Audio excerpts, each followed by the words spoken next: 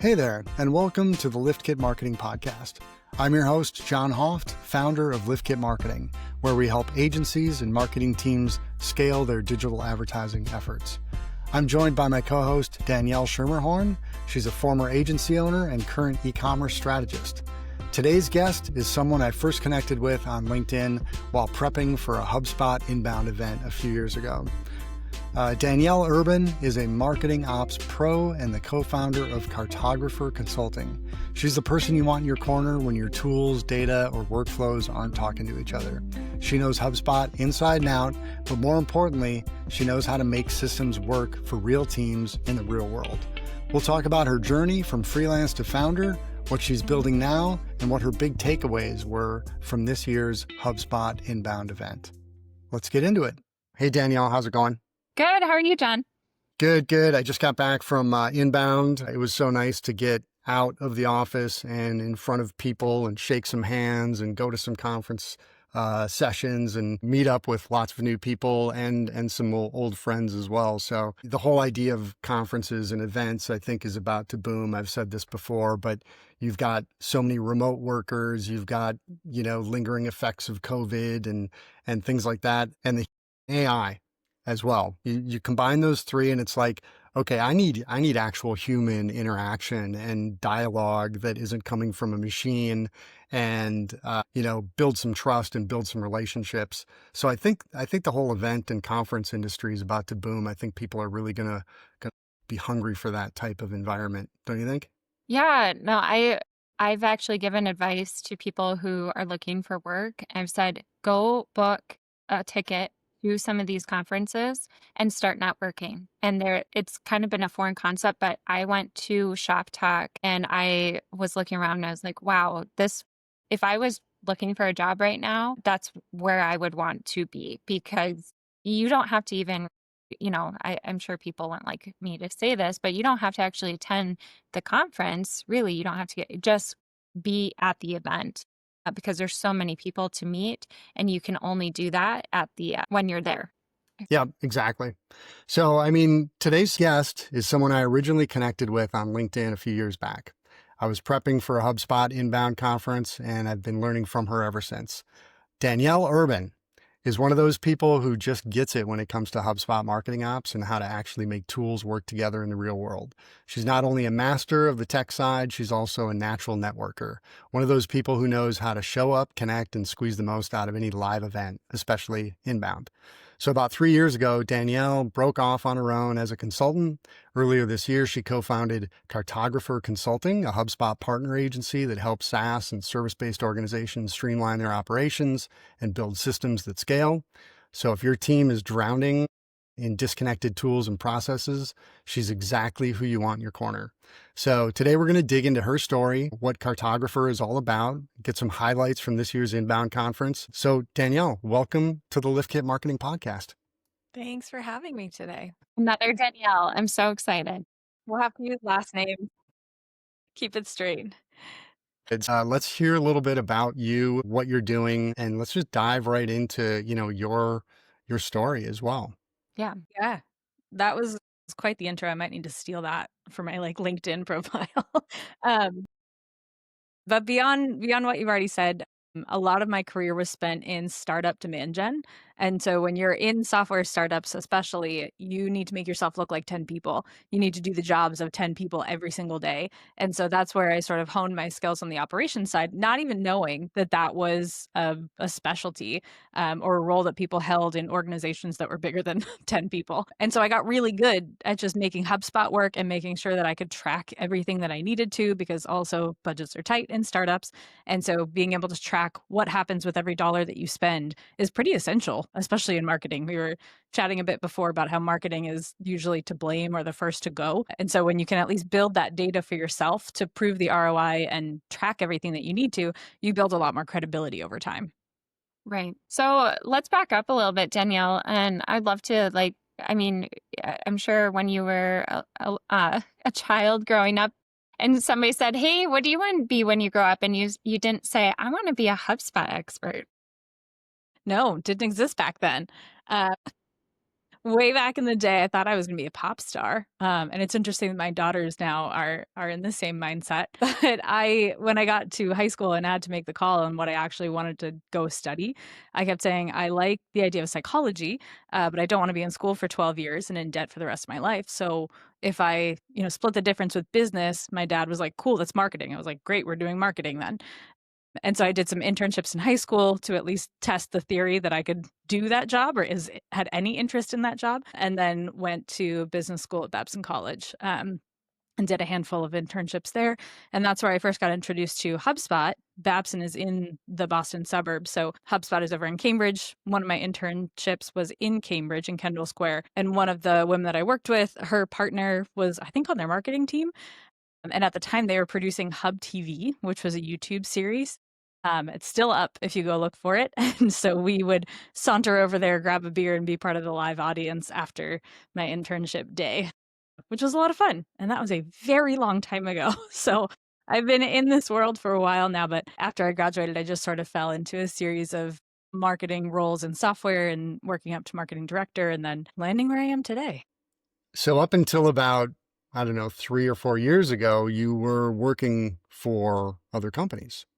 What happened and how did you end up deciding to break off on your own? It was truly out of fear. I have 2 kids. My youngest is 3.5 now. And so I was working for a small startup and they were very good to me. They, were willing to accommodate whatever I asked for. But I was taking my maternity leave from them. They paid me out for 2 weeks. And I was like, I think I'm going to take 6 months because I have nothing to lose. And then in sort of planning for that, for our family finances, I picked up some moonlighting freelance work to prepare for being away from work for 6 months. And then I just kind of got some momentum. And then when I started to look at what daycare costs for 2 kids, I had a bit of an identity crisis and decided that I couldn't work full time. The numbers just didn't make sense. And so with the sort of ramping up of my freelance work, I decided I'm going to officially quit after those 6 months and try to work 3 days a week and make up as close to a full-time salary as I can. Because otherwise it just didn't work. None of that would make sense. So I did that. And it was a little scary to make that leap. And everyone always asks, how do you finally make that leap? How do you quit your job and really go work for yourself? And I don't think I would have done it without the outside pressures of childcare and having to figure out how much I wanted to work, how much I wanted to be home with my kids, and just how much it costs because it's insane in the state of Massachusetts. And so I'm very happy where I landed, and I've been sort of building it up ever since. And I can't imagine going back at this point. And then I grew it to a point where I joined forces with my friend Brian back in February of this year, and we sort of formalized things a bit to look towards growth. Whereas before I was like, I don't want to manage people. I don't want to grow this. I just want to have a lifestyle business and be able to work and hang out with my kids and take time off when I want to. Brian had the same values. So when we decided to put our brains together, we realized that we actually want to build a business that can accommodate that for ourselves and whoever else comes into the fold with us. So we're building up our book of clients, and we have our processes pretty well set. 2 operations people putting a business together. It's all really buttoned up as best we can do it for ourselves. But it's been really great. So what is the business, who are you serving? What is the day-to-day work? Tell us a little bit more about that. Yeah, so our sort of signature consulting offering is a 3-phased approach where usually people come to us with a complaint and they don't really realize how deep it goes. So it might be a VP of marketing or a CMO who's like, we can't figure out attribution. These numbers just don't even make sense. And so you have to dig in and pull that apart. We've had a lot of really interesting niche projects land on our desks. One of them, I consolidated a whole bunch of sales pipelines down into one and standardize their process across their entire business, which talk about imposter syndrome. I'm like, hey, 50 people on the other side of my Zoom call, here's how you should do your jobs now. But it's really fun because we go through a discovery phase first, where we really take inventory. And a lot of clients are like, well, can't we just skip that part? But one of the things that we really like to do is have a reverse demo where we sit and watch users click around in the different systems that they're using. And it is mind-blowing how much inefficiency you can realize, the way that one person thinks it should be done versus the way it should actually be done, what you taught them and what they took away from that. And you just don't see that without taking the time to literally watch their screen, like screen share. And so we try as hard as we can to not skip skip those steps and make sure that we can still deliver to what our client is hoping for. But after we sort of gather all that information and understand the goals, then we will move into a structuring, restructuring, and drafting phase where we're talking through, here's some options for solutions here, here's what we would recommend, and then finally into our build phase and training. And then they go off. And so it's really just like bring them through. There's some sort of completion there. It's not. Yeah. Interesting. We don't really do retainers. Yeah. And so it's just HubSpot is your focus? Yeah, Brian and I both have deep knowledge in HubSpot. Like I said, I was standing in their offices all those years ago, and he previously worked at HubSpot as a product manager. So we both just know the system really well. But inevitably, HubSpot is one piece of a much larger tech stack. And so we've gotten exposed to many other softwares along the way and how they integrate and how they come together. But we do not have the same depth of expertise yet. We could hire and expand, but we don't yet have expertise in some of the other automation platforms or marketing platforms. Right. So a company that's struggling with workflows, processes, like you said, really understanding how to get the most out of their tech stack is your ideal client, not necessarily somebody who is just trying to get the most out of HubSpot. Yeah, we really want to work with the whole organization. The hope usually is that they're consolidating a lot of the processes and information to HubSpot, because we don't want to force a solution where it doesn't fit. If there's another software that works better for your industry or your use case, we will work with that. But a lot of times there's talk about unifying data onto HubSpot and how can you get the best visibility for your whole organization and have better insights when you have all of your data in one place and really accessible through the tools that HubSpot provides. You hinted at it earlier that a couple of successes, but is there a particular success story that's come out recently, either before or after you starting Cartographer, that has really got you motivated to do more? Yeah, it's interesting when you've got someone else along for the ride. We've gone through, I have a business degree. Babson is known as the #1 school for entrepreneurship. They've been ranked that for like 30 years straight or something. I went into it wanting to study marketing and was like, I don't care about entrepreneurship. I don't necessarily want to work for myself. And now here we are. So being able to sort of fall back on that knowledge has been incredibly helpful. And seeing how that sort of comes out in the various tasks that I'm doing, it's like, I didn't even know I was going to use that information, and now I need it, and we couldn't move forward without it. But the sort of focus on growth that we've found between the two of us, and how do we scale and how do we focus our efforts? How do we, niche down so that we're truly experts in our field? That's been a really interesting transition, especially when you work for yourself and most of your business can live in your head. And then all of a sudden you have to communicate with someone else and build systems to grow your company. It's been a fun transition to sort of use ourselves as a case study. And trial tools on our own systems and figure out the best structures to approach projects. So I really love our business as a trial ground. We can be small and agile. But as for sort of specific wins inside of the work that we do in our consulting work, that project that I mentioned with the consolidation of pipelines, that was huge. So they're actually another HubSpot partner. So it was really funny to technically work on a competitor. Very different targets, which is why it worked out so well. But they just have a wonderful team that was very accessible to us. And they had done, a migration from another platform onto HubSpot, and they worked with a different partner to do that migration. I try to avoid migrations. I hate migrations. So someone else got them onboarded to HubSpot, and then they sort of lived with it for not quite a year and realized that it just wasn't serving their business. And so they got connected with me and Brian, and we worked through the proposal and got the clear deliverable set. And at the end of the day, we took them from, I think it was like 11 different deal pipelines down to 3 or 4. I'm not sure if they consolidated the 4th one, but they had different business units that they were selling into. And so I worked with them and their team to identify how we could align all of those different stages. And instead of having one pipeline that has 12 steps and another pipeline that has 4, how do we get all of those people working out of the same workspace so that their upper level management could actually project and look at their revenue over time and what is in the pipeline, because now it's all the same pipeline. You can cobble together reporting so much, but when we finally got those stages and those percentages aligned, it really unlocked a lot for their entire organization, from marketing being able to predict their lead pipeline and measure against it, to their sales team being able to know what the other is talking about, across the business units, and then their executive team having the visibility that they wanted. So it was a massive project, but it was the most rewarding and just so much fun to be able to dive in and really like move pieces around on a Miro board until it was exactly the process that made sense for them. That's great. I mean, you're like this perfect blend of rev ops, sales ops that I think, strategic partnerships with other consultants that are more focused on maybe, outbound sales or, something like that could be an interesting angle from a lead gen perspective for you. But yeah, that's there's definitely a need.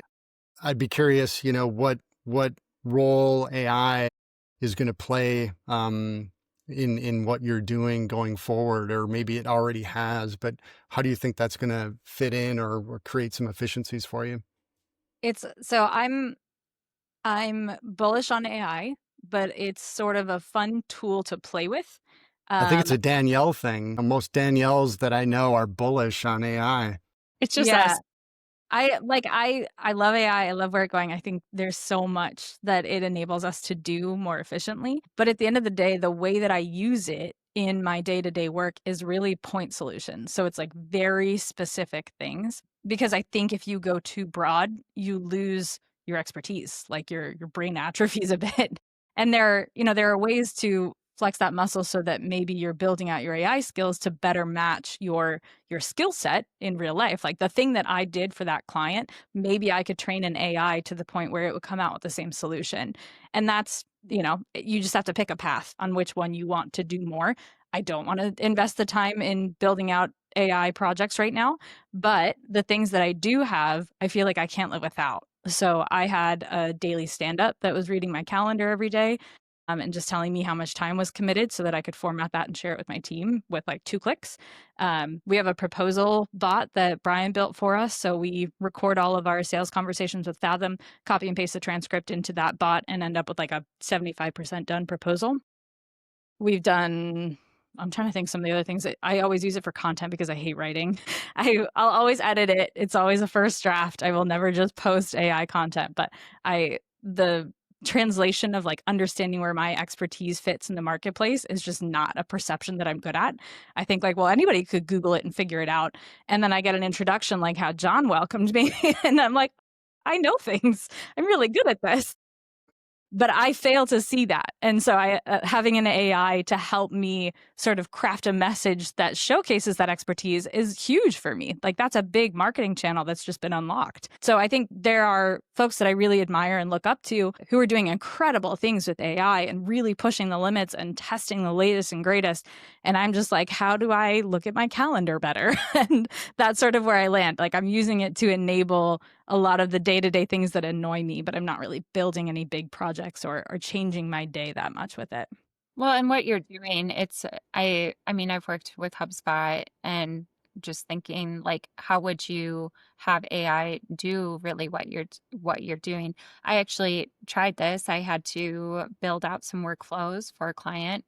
And first I did ask AI, like, how would you do it? And it was completely wrong, actually. Yeah. And methodology, and it didn't understand. It was just reading, report or like help documents. And so it just had incorrect information. But I liked HubSpot's AI thing that validated. So I would ask it like, okay, what does this workflow do? And if it spit back out what I wanted it to do, then I was like, okay, great. We're all aligned.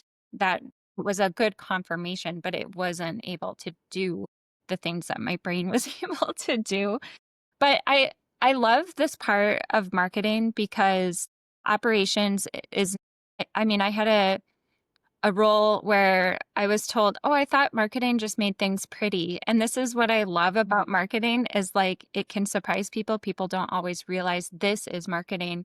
Do you think that this is marketing, or do you think you're more in an operations field right now? I'm definitely landing more in the operations side. It's funny because when I first sort of went out on my own, I was maybe a year and a half in to working for myself. And I had gone from like, I just want anything to bank up, build my bank account before I take this time away with my baby.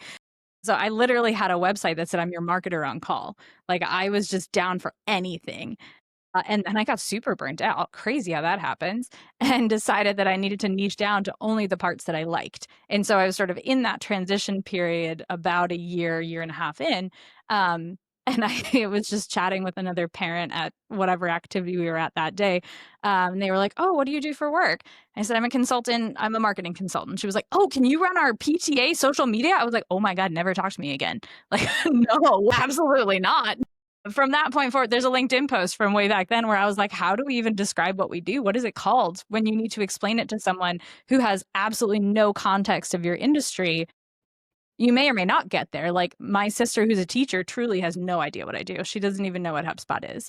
And so those might be the people I'm talking to, or I might find someone who is actually in the same industry, and that would be really cool. And we have a great conversation. But when you're entering that conversation and you have to say like, I do X, don't have a great answer. These days, I say I'm an operations consultant or business operations consultant, and just leave marketing out of it entirely because it's always assumed like marketing makes things pretty. All right. So I'd like to transition a little bit and talk about inbound and the conferencing world in general. Danielle, you and I met 3-4 years ago, and I found you by preparing for an upcoming inbound event that I was going to.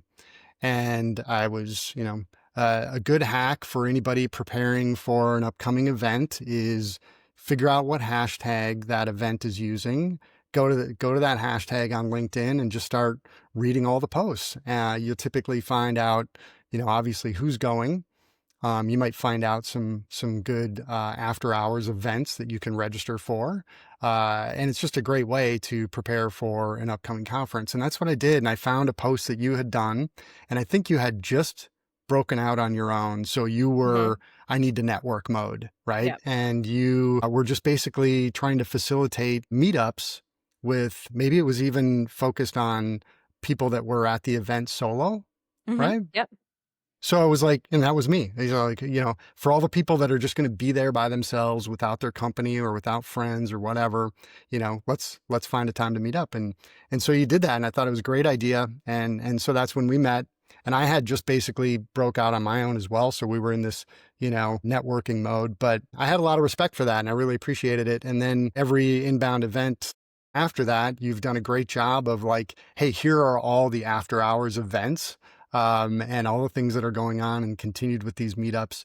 And then when I saw you at this last show, you're literally walking around with a bag of your own swag, like handing stuff out, and you're at all the spin-off meetups with different salespeople. And I mean, it was actually hard to track you down because you had such a tight schedule of everything that you were trying to accomplish at this event. So I consider you like, the event conference pro. So just tell me a little bit more about, how you prepare for industry events like that and how you're able to do so much. Yeah, the solos meetup was, I think, how our conversation started all those years ago. Part of that is just my drive to host. Like I went to culinary school. I love hosting people. And I was like, it's my city. We're in Boston. I know where to go. I should just get people together.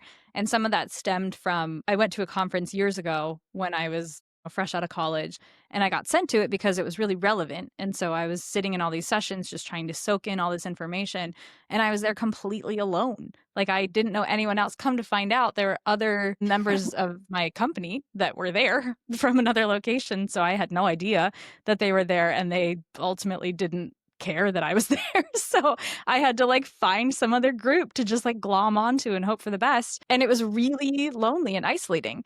And so recognizing that might be a common experience for folks, especially when I was new to freelancing and being alone, in working at least, then I figured I might as well get people like me together in my city. And it's just gone from there. We actually sponsored it this year, and like it wasn't just me buying a couple pizzas and a round of beers. It was like we actually had a space and hosted it, which was really fun. But because I wanted to network out of this event, and I didn't see something that would be comparable to that and facilitate those conversations and help people feel more comfortable and have a foundation to start those conversations, I was like, I guess I'm it. I'm doing this now. And it's been really successful. So I think more generally, when you're preparing for any conference, the advice that John just gave is crucial. Like the only way that you're going to know who else is going to be there is based on who's posting about it or asking in Slack communities and just trying to figure out like, why are you here? What do you want to get out of this? I received my fair share of like sales meeting type emails before the event and ignored all of them because that's not what I was there for. But I did find my people. I'm very well connected in the HubSpot world these days. So inbound specifically is kind of like a high school reunion for me. And I just want to see everybody and catch up with everybody and meet all these people I've talked to online for years in real life. And that's exactly what it was, which is why it was hard to track down. It was really just hanging out with my friends. But knowing what the sessions were and what I wanted to get out of it and what else was happening as part of that conference, inbound is really special where they have like a million things happening at any given time. So I hosted a brain date, which was new this year, and that went really, really well. I connected with some folks that I'm still talking to. I like to hang out at the demo stations because one of my goals going into it was to learn as much as I could about the updates that were coming. I know that I'm not going to sit there and watch webinars when I get home.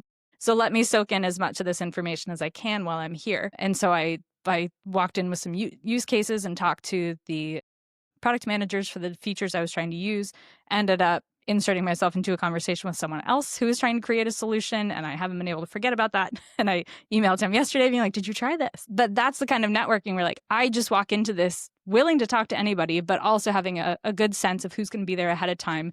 I knew exactly what my goals were. I wanted to learn about the product features that were new or that I hadn't worked with before and how I could fit them into my use cases. And then I just wanted to hang out with my friends. So I facilitated everything that I could to put myself in a position where I could hang out with people. Comes together in the form of the events post that I've done the past few years and the event that I hosted. There was also a WhatsApp group that got really wild and out of hand, but it was a lot of fun. There are like 50 random people in a WhatsApp group that were trying to meet up with each other. But finding those opportunities all fed to my primary goal of like, I want to hang out with people. I want to talk to people in real life. Danielle, the consistent thing that I'm hearing you say is that like you had a goal, you said goal several times. And I don't know if that's your operations brain or your marketing brain or a little bit of both, but like what advice would you give to somebody who wants to go to an event and isn't really sure where to start? Yeah, I think people assume that you buy the ticket to go to the sessions. And over the past few years at Inbound, I've been to Inbound, I think 3 years in a row now, and then a million years ago. But I know going into this conference specifically, the value that I get out of the conference is not sitting in sessions. There are a few that I might go to. I'll show up to some just because my friend is on stage, but I maybe went to 1 or 2 sessions where I was actually looking to learn something from that session. Most of the time I'm going just because it's my friend and it sounded interesting. But recognizing that your intention of going to the conference might not be the schedule that's presented to you can be really freeing and really productive because I sat down and reviewed all the sessions on the plane ride to San Francisco. I did not know what sessions were happening prior to that, except for the ones where my friend said, can you come play paparazzi for me? Other than that, like absolutely no idea what was happening. So I knew that I wanted to prioritize learning about features. And so when I was looking over the schedule, I was trying to look for the demos or anything that was run by a PM at HubSpot because I knew that would feed into my goal. I really did not know what the schedule was prior to that. And they tend to release it pretty late or they release it in waves. So truly, if it's on the plane ride to the event, that's okay. And just understanding what you need out of that conference. You're typically going to a conference to either learn or network, but ideally you want to do both because that's how you're going to get the most out of it. I've literally, from a budget constraint perspective, but the need to network and build business, I've gone to events not registered because I know that the hotel lobbies, the events that are happening after hours, they're easy to get into whether you're registered or not. There's just so much going on in the peripheral of these events that alone, for me anyway, is sometimes equally as valuable. And then also HubSpot does a great job. You've got this app that has all the sessions on it, tons of tracks. There's the click component that makes it really easy to connect with people. On your badge, you can just click and, there's no cards getting exchanged and you can kind of build up a database and you can see all the attendees right there in the app. and search by keyword, and start messaging people. Now, what I've found is that nobody's communicating really through that, but it's a great way to see who's there. And if they're not responding through the app, you can always find them on LinkedIn, track them down in other ways, and start building relationships there. So, if you're just looking to build your network, there's lots of tricks to doing that. And if you're not comfortable putting your hand out and, walking up to people, there's still ways to get around that too. Love that Danielle is creating her own opportunities. And that's what I would think. If you are looking to go to an event and not sure what you want to get out of it, maybe first question why you're even going. And second, like, okay, I don't know who I'm going to talk to. I'm not, then find the loners, find that like you have to go do these things. I like that you said earlier, John, that she had swag bags, she had all this stuff. And so it's like, be more proactive and get the most out of it. You can create that opportunity. You could set up your pipeline for the next year if you know how to do a conference right. Danielle, tell me what the key takeaways for you from the most recent inbound conference were. It was so overwhelming. There was so much announced. I mean, knowing that I was going into it looking for product updates, I tried to soak in as much as I could. Ironically, I got less product information this year than I did in past years. I think the format and the layout of the conference center this year, because it was in a new location, sort of tripped people up. I kept saying it was a lot more sprawling than Boston was. Very excited they're bringing it back to Boston, but I feel like I didn't achieve that goal to the high level that I was hoping to. My networking goals were off the charts, but the sort of product learnings, I didn't quite get as much show and tell as I've gotten in past years. But there is really cool stuff coming out. Lots of personalization opportunities, lots of automation that you can build in. Some of my favorite features around HubSpot are like really minute under the hood things that nobody cares about, but can really impact the day-to-day of my clients or in the way that I'm capturing data on behalf of my clients. So there are really exciting things announced, and I feel like I'm still trying to remember what some of them are. And there are a lot of people on Slack and on LinkedIn who are posting like, did I dream this, or is this something that was announced? And usually it's like, oh no, this is it. Here's the link. Go check it out. It's really cool. And then we hash out like, how are you going to use this? What's the use case?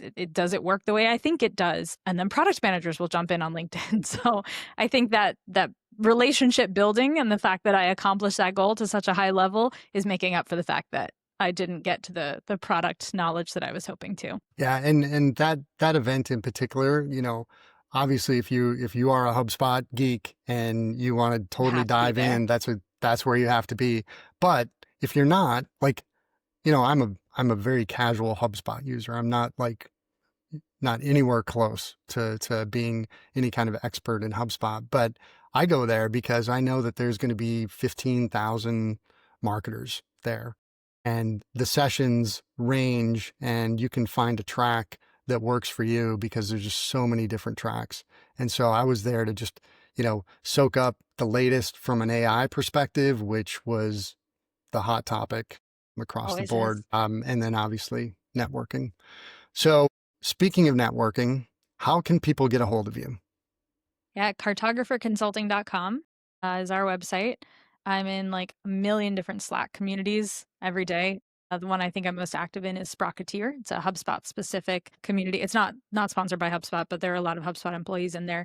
It's actually run by Cameron Collins over at Rev Partners, and it's been around for a very long time. So you can definitely find me in there. Find me on LinkedIn. I'm also active, way too active on LinkedIn every day. And I love to talk to people. So I'm here for it. Yeah. So Danielle, at the end of our podcast, we like to, the whole point of this podcast is to lift up marketers. And so we would love to know, who would you like to lift up? Who needs a shout out that you feel like maybe they're flying under the radar? Yeah, I don't know that he's totally flying under the radar, but I always want to boost up Chris Carolan. He's an individual who is just sort of in the HubSpot ecosystem, and my idea of like a solos meetup, he took to an extreme and has now sort of created this following in this group of us that really lean on each other. There's a company that's come out of it. There's a consulting practice that's come out of those conversations, but he shows up every single day and just pulls people into his orbit to keep showing up. There's the accountability of it, but he's just so easy to work with, and I'm always willing to do anything to help him be better and do better. And so you probably see his face all over LinkedIn because he does, I think, 2 daily shows at this point. He's just doing it. He's doing so much behind the scenes and he's showing up on camera at the same time. And he's the ultimate relationship builder. He's always pulling people together. He introduced my business partner and I last year. So he's really someone who just always deserves the spotlight. That's great. I think that's a good recommendation. So Danielle, thank you so much for joining the show. I'm really excited for you and what you're doing at Cartographer, and we hope to have you on again. I would be happy to be back anytime. Thanks for having me. Absolutely. Thank you. Thanks for joining the LiftKit Marketing Podcast. I'm your host, John Hoeft, founder of LiftKit Marketing, a consultancy dedicated to supporting agencies and marketers with their digital growth strategies. And I'm the co-host, Danielle Schermerhorn, a former agency owner and current e-commerce specialist with deep experience across both brand and agency sides of the marketing world. Each week, we'll bring you conversations with marketing professionals who are doing great work, whether they're leading teams, building campaigns, launching products, or just figuring it out behind the scenes. Our guests will share their personal journeys, the real stories behind their success, the challenges they faced, and the wins they're most proud of. We'll also hear what's next for them and what they see on the horizon for the industry. At LiftKit Marketing, we believe in celebrating people, recognizing great work, and lifting up those who are making an impact. Thanks for tuning in. We hope you enjoyed the episode.